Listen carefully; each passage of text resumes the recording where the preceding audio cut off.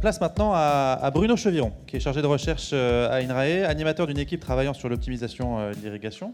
Il est là. Et Bruno, avec vous, on va parler évaluation des besoins en eau des cultures et évolution avec le changement climatique. Quelques éléments d'analyse, de prospective et de recommandations d'usage. Tout à fait. Et pour commencer, si je peux me permettre de m'aventurer hors de ma zone de confort, Allez. Pour faire suite à la présentation d'Ariane, et parce qu'on est juste avant la pause, le passé n'éclairant plus l'avenir, l'esprit marche dans les ténèbres. Tocqueville, 1841. Ceci dit, malgré tous mes titres honorifiques et la manière dont tu m'as présenté, je vais faire comme mon collègue et néanmoins ami Eric Soquet ce matin, rester assez prudent par rapport à l'interprétation des résultats que je vais proposer et les voir plutôt comme une entrée méthodo avec quelques premières illustrations.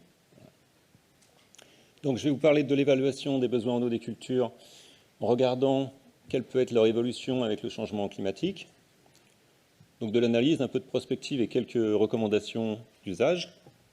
La source de ce travail, c'est une étude qui est commanditée par le ministère de l'Agriculture, qui est toujours en cours, pour établir une base de connaissances pour l'évaluation des PTGE.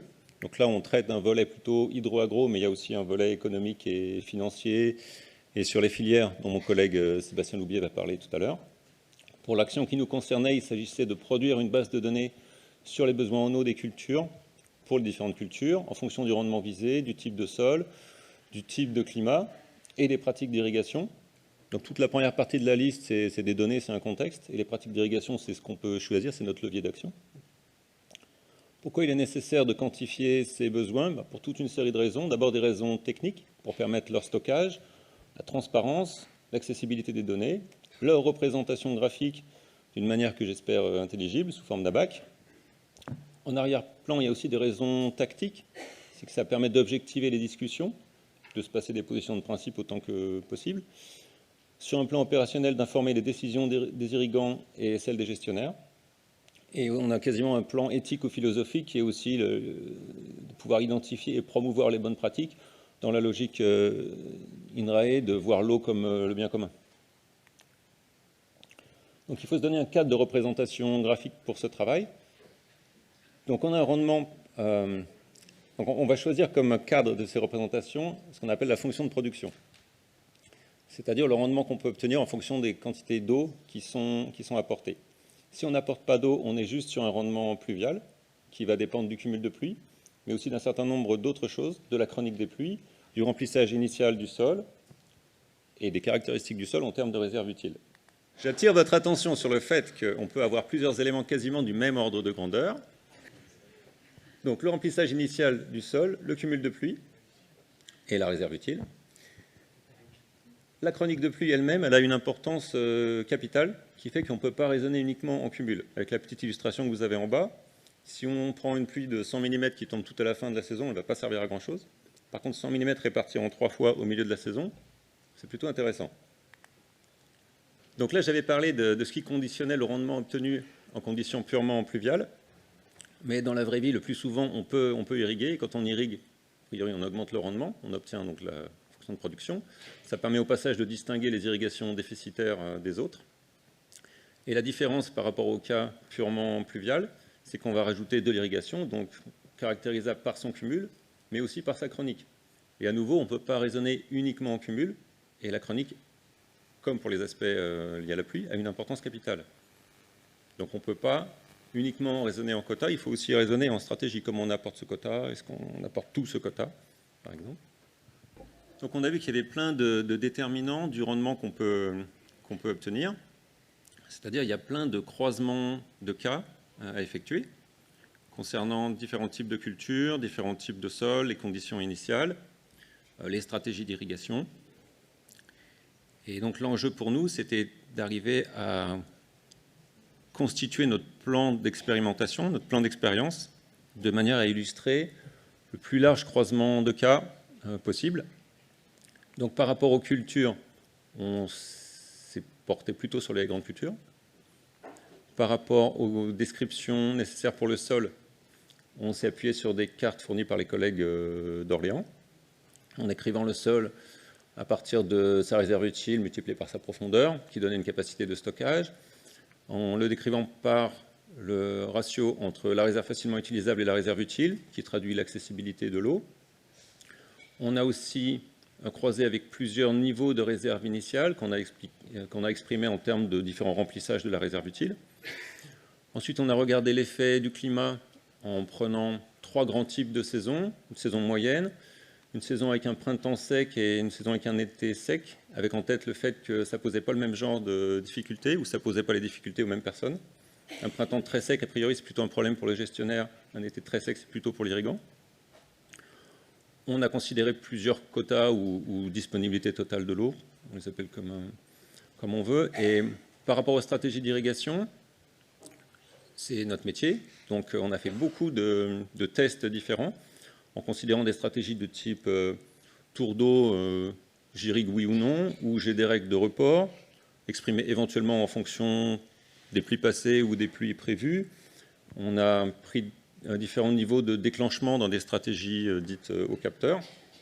Et on a croisé ça avec la survenue d'arrêtés préfectoraux plus ou moins sévères, suivant le type d'année climatique dans lesquelles on était. Néanmoins, on n'a pas fait cette étude sur toute la France ni sur toute la culture, comme je l'ai dit. On a ciblé les régions avec les surfaces irriguées les plus importantes. Dans ces régions, on a ciblé des zones qui étaient bien documentées en termes de surface cultivée, quelle culture, quel type de sol, quelle météo. Et j'attire votre attention sur le fait qu'on a dû travailler avec des données qui sont très disparates, hétéroclites, provenant de sources multiples. De temps en temps, c'était des statistiques départementales, de temps en temps des stats communales sur les orientations technico-économiques. Par rapport aux cartes de réserve utile des sols, c'est un croisement en fait de cartes de texture et de profondeur des sols.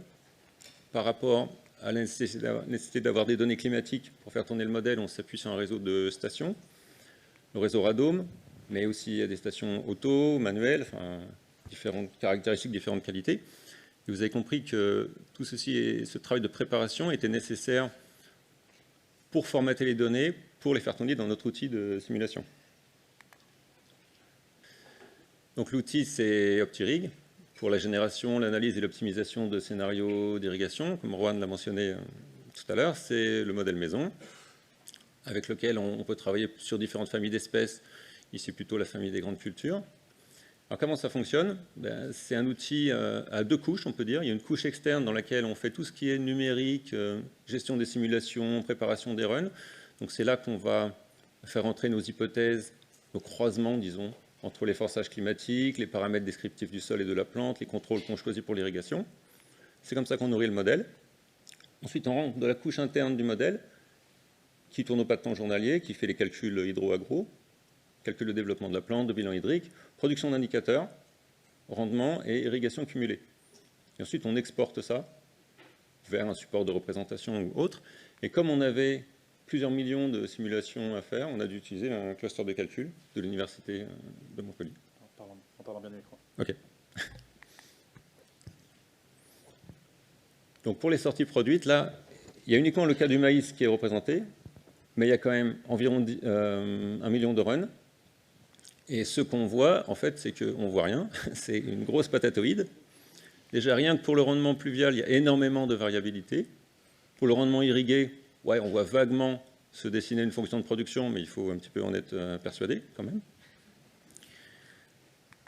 Par contre, quand on commence à prendre des sous-ensembles des données, quand on regarde sur la zone 4, les bons sols, par exemple pour un faible remplissage initial, on voit quand même des choses se dessiner avec une importance de l'année climatique. Il y a une très nette différence entre une année moyenne et une année de sécheresse estivale. Et par exemple, si on regarde juste ce cas-là, une année plutôt sèche, il faut bien avoir en tête que tout le reste est fixé, du coup. La dispersion qu'on va observer, elle est uniquement due à ce qui reste comme étant non fixé, c'est-à-dire la stratégie d'irrigation. Donc on a à la fois une tendance assez nette qui se dessine avec l'irrigation, mais aussi une très grosse importance de la stratégie d'irrigation. En résumé, on est sur la structuration de la base de données et la production d'un bac. Les résultats seront accessibles, c'était dans le contrat avec le ministère, avec plusieurs niveaux d'autorisation une fois le projet terminé, c'est-à-dire dans quelques mois. L'extension est envisagée à plus de territoires, plus de cultures. Oui, parce que justement, jusqu'alors, les résultats, c'était à partir de données climatiques passées. Oui, de données climatiques. Ouais, c'est ça, c'est de situations passées bien documentées, sur lesquelles on fait tourner le modèle. Et l'idée, c'est de pouvoir se projeter à l'avenir. L'idée, c'est de pouvoir se projeter à l'avenir en utilisant des scénarios climatiques professionnels, pas comme ceux qu'on peut faire nous sur un coin de table. Par rapport à ces perspectives de poursuite, utiliser les mailles safran pour nourrir le modèle, c'est peut-être très intéressant. On en a un petit peu discuté ce matin. Et il y a aussi plus globalement une réflexion sur les angles d'interrogation, les manières de voir cette base de données qu'on va constituer. Qu'est-ce qu'on en attend? Des infos quand même en ordre de grandeur sur la fonction de production, donc les rendements qu'on peut obtenir en fonction à la fois des cumuls utilisés, mais des manières d'utiliser ces cumuls. Regardez en particulier quel est le poids de la stratégie d'irrigation dans tout ça, et est-ce qu'on peut faire des recommandations par rapport à ces stratégies. Ensuite, quelle évolution avec le changement climatique? Donc, en reprenant une zone, la zone 4 qui a été ciblée précédemment, et en faisant des scénarios climatiques à la main, disons, on voit quand même apparaître des tendances, avec en fond la grosse patatoïde de tout à l'heure, une tendance qui serait de dire que si ça c'est une année sèche actuelle, une année sèche future, ça sera plus grave. Donc l'irrigation, elle sera nécessairement déficitaire, quasiment. Et ensuite, les questions, comme on n'a pas fait énormément de runs sur cette configuration-là, les questions portent sur l'ordre de grandeur des résultats, la dispersion, la forme de la fonction de production même. Est-ce qu'elle va garder cette tête-là? Et puis finalement, quelle réflexion ou recommandation on peut avoir? Ce qu'on observe, qui est assez classique, c'est que si on a des contraintes accrues, on va avoir un effet accru de la stratégie. C'est ce qui ressort de l'intervention de Claire aussi tout à l'heure. On peut considérer qu'une stratégie, elle va être efficiente si elle est adaptable à la pluie, c'est-à-dire elle vient complémenter la pluie et elle va être décidée en fonction de la chronique du besoin en eau de la culture. Mais pour être bien pensée, il faut aussi qu'elle tienne compte de l'état de la ressource régionale. Donc on est toujours dans la recherche de solutions qui ménagent la chèvre et le chou, comme on dit depuis tout à l'heure. Une suggestion, c'est peut-être évaluer le bien fondé de cette stratégie en s'appuyant sur soit la mesure, soit la modélisation, soit les deux, de la réserve utile, plutôt que sur un quota qui possède des inconvénients. Je pense que Dominique, tu as évoqué ce matin. Le quota, ça peut être soit trop peu. Il est défini à l'avance et on ne sait pas trop si c'est le résultat d'études quantifiées ou pas. Et ce qu'il y a en arrière-plan dans un projet qu'on a mené conjointement avec Dominique et Ludovic qui s'exprimera tout à l'heure, c'est aussi que les stratégies bien pensées dans ce sens-là ou dans un sens proche de celui-là peuvent être récompensables. Et ce qu'on se proposait de faire dans ce projet-là, c'est les juger bien pensées ou vertueuses, même si c'est un gros mot, ouais, à l'aune de deux manières de voir qui sont complémentaires. C'est-à-dire que l'irrigant doit certainement faire des efforts, mais il peut avoir un mérite à faire ces efforts quand il est vraiment question de préserver la ressource régionale. Donc voilà, une manière d'évaluer ce qui peut sortir de ce projet-là. On n'a pas encore écrit le rapport final ensemble, mais une des sorties de ce projet-là, ça peut être de proposer cette forme de méthodologie. Merci beaucoup. Et voilà pour moi. Super. Du coup, on comprend... oui, évidemment, n'hésitez pas à l'applaudir. On comprend bien que l'idée, c'est que cette méthode d'analyse soit réutilisable, là aussi, dans des exercices de planification et de prospective.